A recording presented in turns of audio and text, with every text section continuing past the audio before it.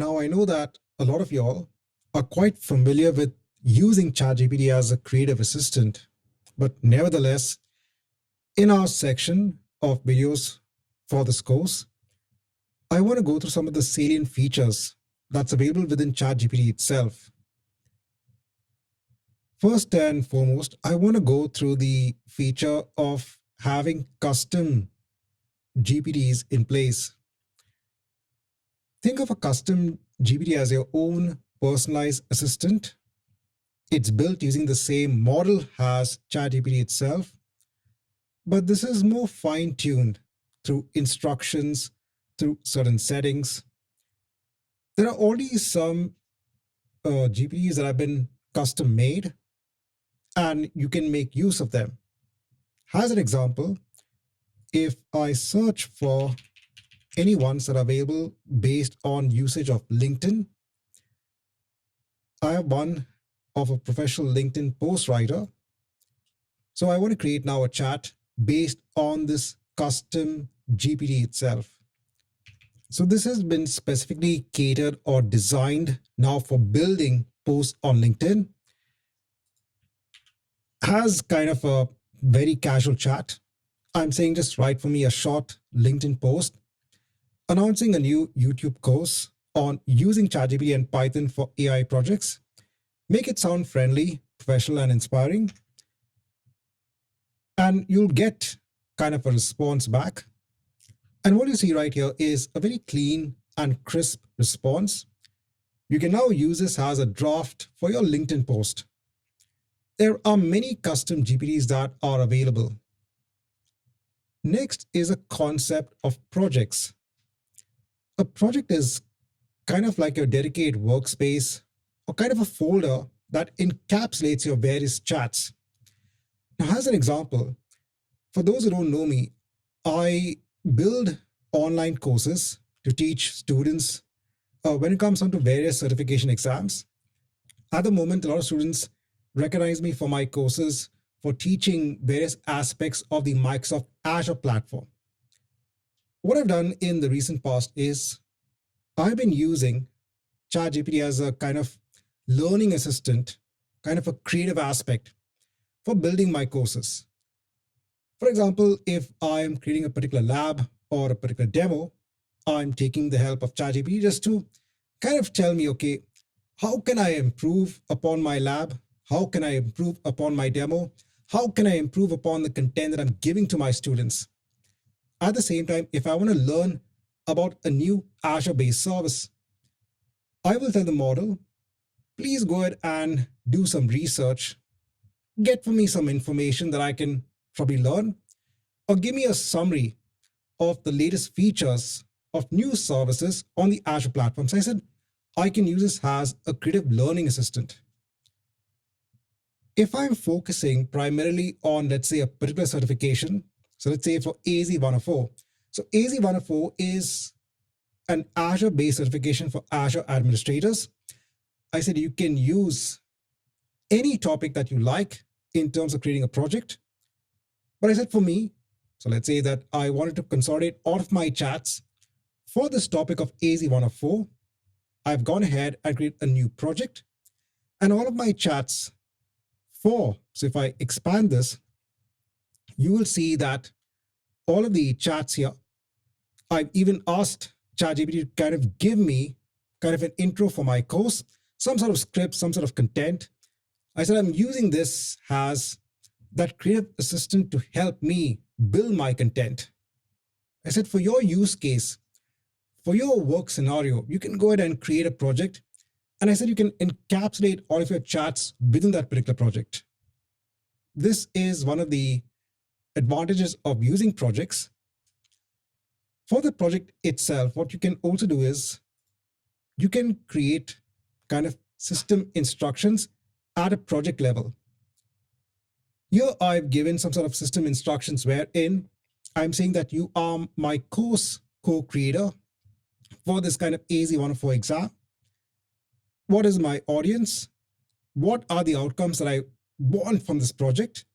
And there's a whole lot of information I'm giving this kind of project in ChatGPT saying that All of the chats should follow the system-based instructions.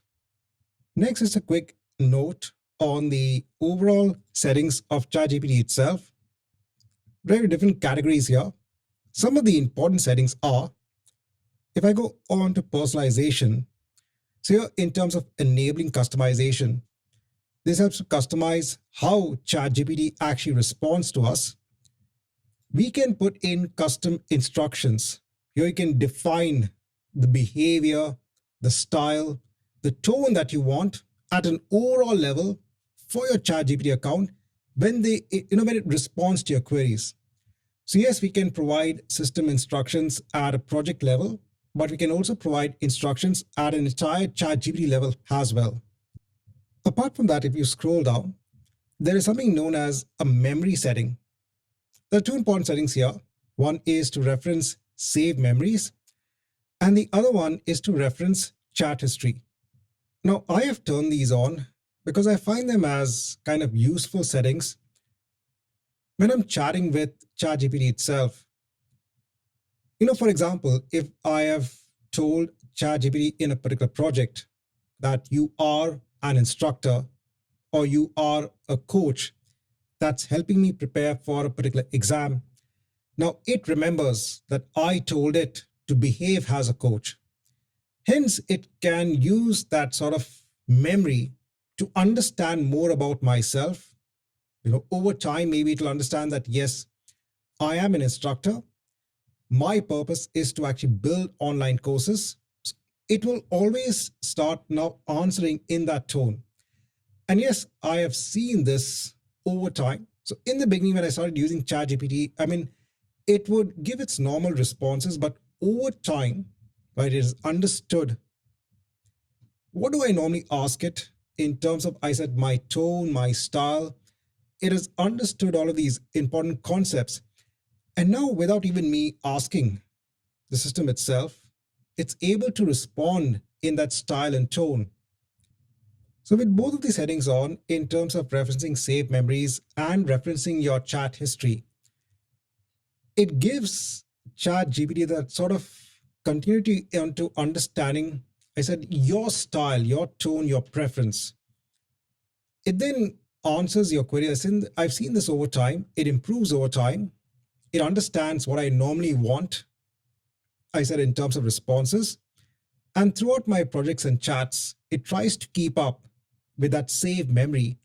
And because it references my other chats, it understands what are the topics that I normally query on.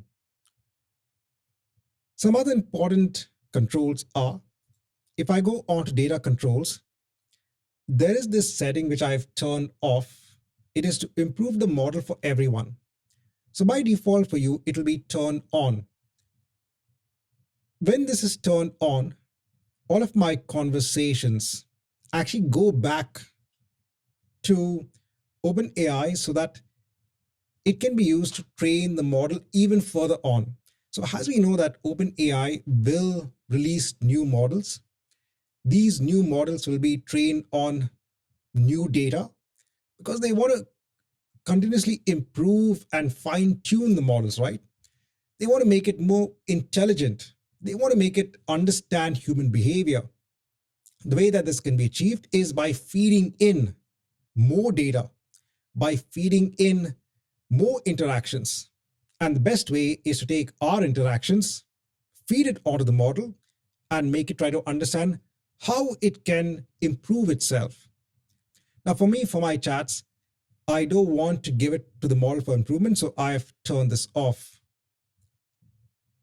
Another setting is the remote browser data.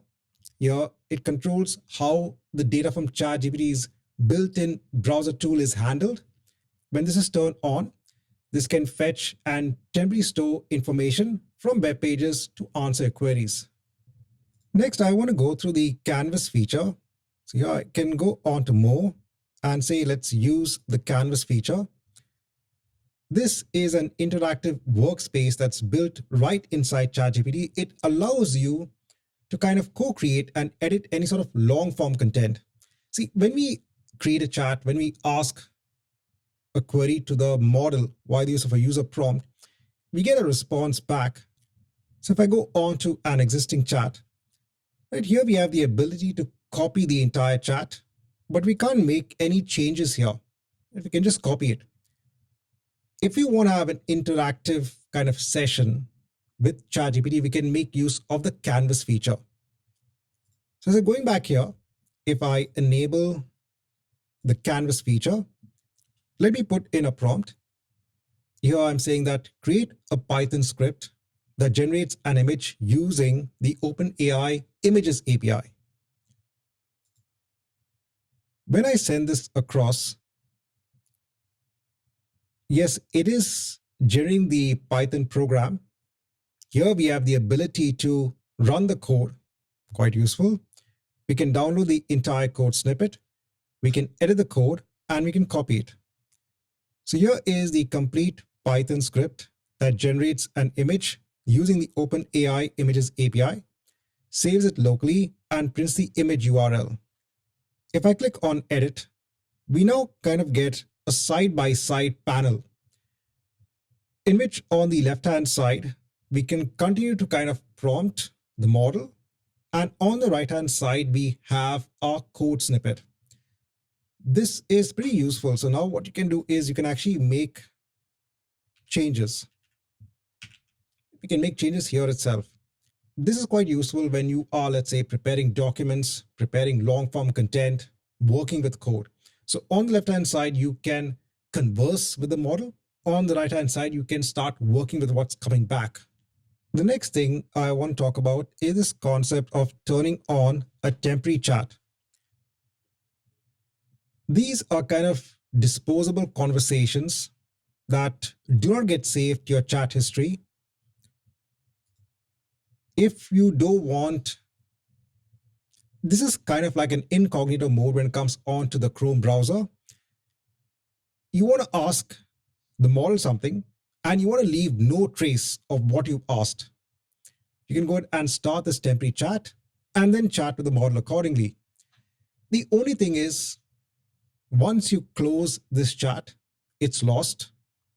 For your normal chats, it'll come up on the left-hand side, so you can always reference your chat at a later point in time. In the temporary chat, once you close it, it's gone. That's why it's temporary in nature. It does not update the memory. I said we have this concept of memory and ChatGPT kind of referencing the chat history to have a better understanding of myself when it comes on to responding to my queries. I said if you just want to have a temporary chat with the model, this is possible. Then some other aspects. There's something known as a web search. See, with the model has been trained with a data set up to a particular point. So I believe with GPT-5, it is till September 2024. If you need any sort of recent information, you can turn on the web search feature. This will fetch live information from the internet. And this is all being done in real time.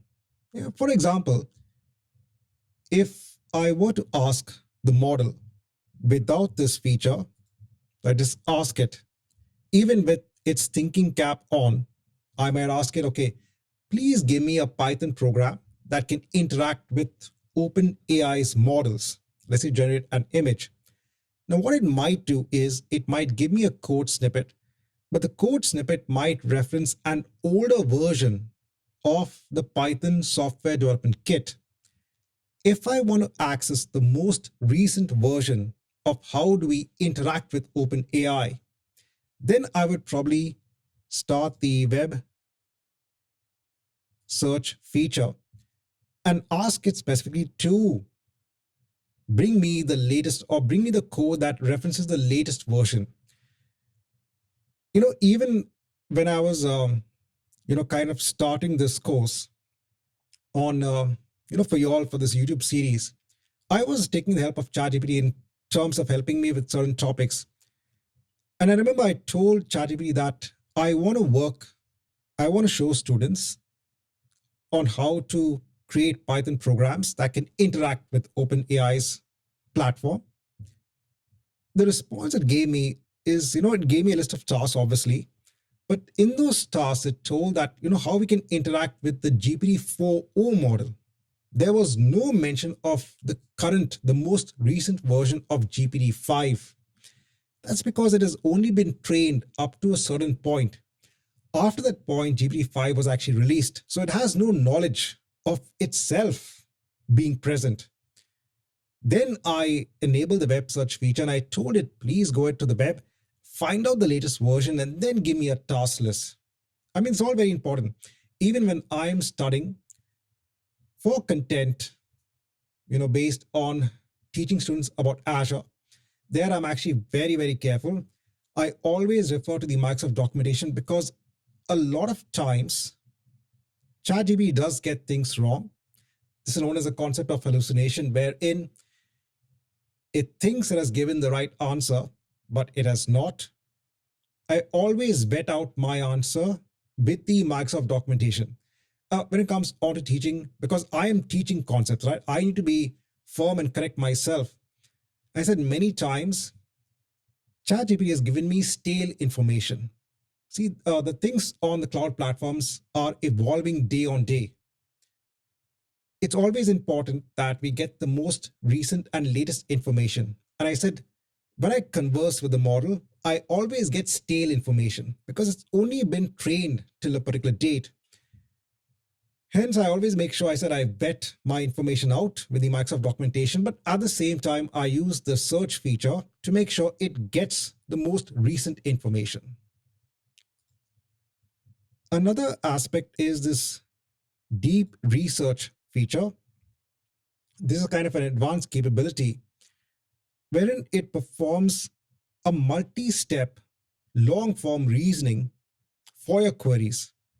So if you need if you're working on any sort of research papers that needs to really do a deep dive into any concept, any scientific theory, then you can make use of deep research. See, in reasoning, it thinks about an answer, but only based on its current knowledge. I believe with research, it not only does that, it also goes onto the internet to find out information, thinks of everything together, right? Combines everything, and then gives you an answer. So this is something that's really built on top of the model, where it uses that web search, and internally also it does a lot of breakdown for your topic. So this is when you are, let's say, creating research papers, right? So in this particular video, I want to go through some of the core concepts of ChatGPT itself. It's quite important to understand what you can do from a consumer aspect and what you can do from a development aspect.